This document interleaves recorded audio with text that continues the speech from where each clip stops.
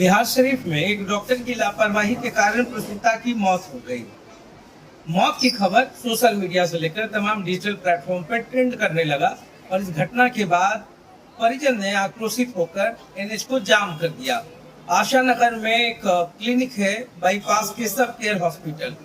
Board पे मेरी निगाह जाती है, एक डॉक्टर का नाम है, MBBS MS लिखा हुआ है, मगर जब आरोपों की झड़ी लगती है तब बहुत सारी बातें सामने आती है कि जो डॉक्टर है, आरोप है कि क्लिनिक के स्टाफ ने बिना मैच के ब्लड चढ़ा दिया, जिसके बाद इन्फेक्शन हो गया। रिएक्शंस के बाद प्रसूता की जो हालत है वो बिगड़ने लगी, उसके बाद मौत हो गई। चंडी थाना क्षेत्र की रहने वाली है शरीफा देवी। और फिर यह भी आरोप लगता है कि सबसे पहले जब सदर अस्पताल में भर्ती कराया गया तो वहां पर कुछ आशा कार्यकर्ता और दलालों ने मिलकर कमीशन के चक्कर में निजी क्लिनिक में परिजन को प्रसूता को ले जाने की बात कर दी। अब परिजन जो है उस महिला को लेकर के उस निजी क्लिनिक में चली जाती है, जहां पर उसकी मौत हो जाती है। IMA के बहुत सारे डॉक्टरों से बात करने के बाद पता चलता है कि शख्स के बारे में जिसके नाम से वो पूरा बोर्ड लगा हुआ है नर्सिंग होम के ऊपर, उसकी जानकारी नहीं है। सवाल यही से शुरू होता है, सवाल उठना लाजमी है, बोर्ड पे रजिस्ट्रेशन नंबर नहीं है। अब ये सारे जो जांच के विषय हैं उस पर बात करना होगा। आखिर किस परिस्थिति में CCTV कैमरा को तोड़ दिया गया, यह भी एक बहुत बड़ा प्रश्न है।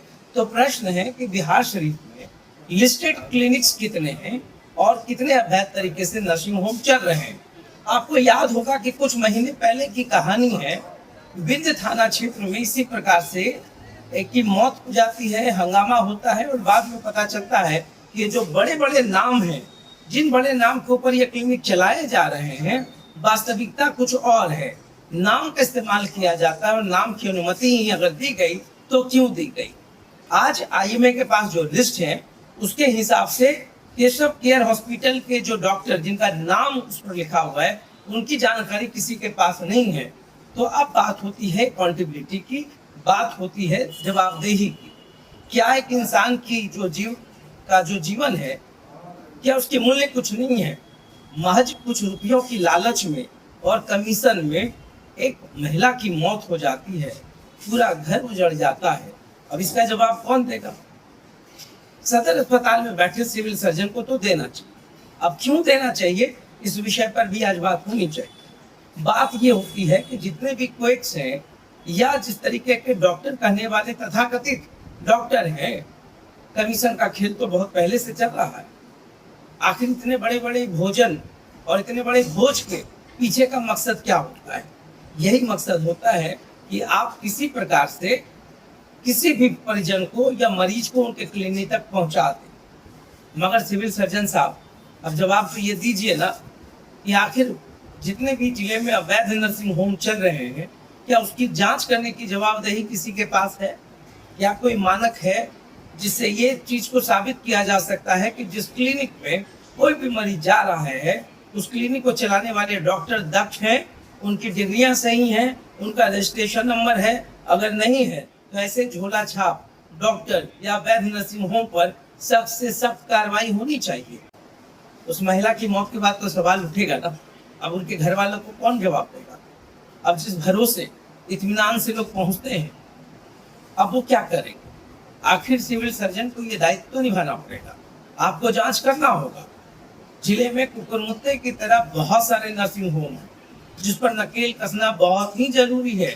जो ग्रामीण क्षेत्र का व्यक्ति है उसको नहीं पता है साहब, उसको नहीं पता है कि जो डॉक्टर जिसके नाम पे बड़े बोर्ड्स लगे हैं वो सच में वहां पर है या नहीं है।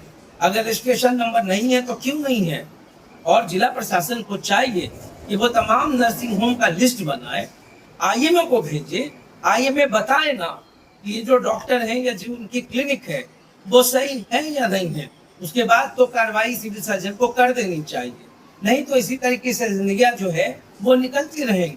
कोई पूछने वाला नहीं है, कोई सवाल उठाने वाला नहीं है। मगर मुझे लगता है कि सवाल उठना चाहिए कि अवैध नर्सिंग होम का हम क्या करें। ये जो डॉक्टर हैं जिनके पास डिग्रियां नहीं है और वो डॉक्टर बनकर इलाज कर रहे हैं, उनका हम क्या करें। सिविल सर्जन साहब को चैम्बर से निकलने की जरूरत है। पता लगाइए, 1000 से ऊपर ऐसे क्लिनिक्स हैं पूरे जिले के अंदर जिसमें आपको इलिस्ट्रेट तो करना होगा कि कौन वैध है कौन अवैध है, नहीं तो इसी प्रकार से कमीशन और आशा कार्यकर्ता के ऊपर कोई नए आरोप नहीं लगे हैं।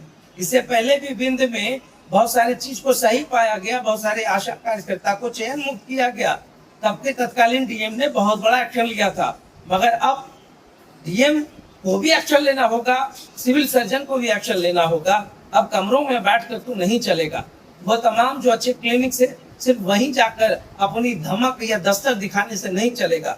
इन लोग को भी खंगालिए, ये कौन लोग हैं और कैसे आपकी नजरों से चूक रहे हैं। क्या वहां पर स्थानीय थाना ये तमाम लोग इसका विरोध नहीं करते हैं? ठीक है, ग्रामीण लोगों को नहीं पता, शहर के भी लोगों को तो नहीं पता है कि ये क्लिनिक कौन सा है।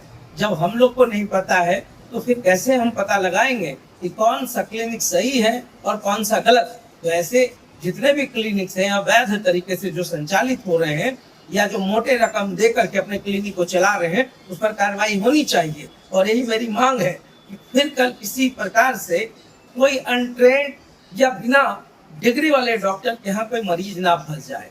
बाकी जो अच्छे डॉक्टर हैं अपना एफर्ट्स लगाते हैं, फिर घटना दुर्घटना हो जाना एक अलग मुद्दा हो सकता है, मगर कम से कम लोग इत्मीनान होकर जाते तो हैं।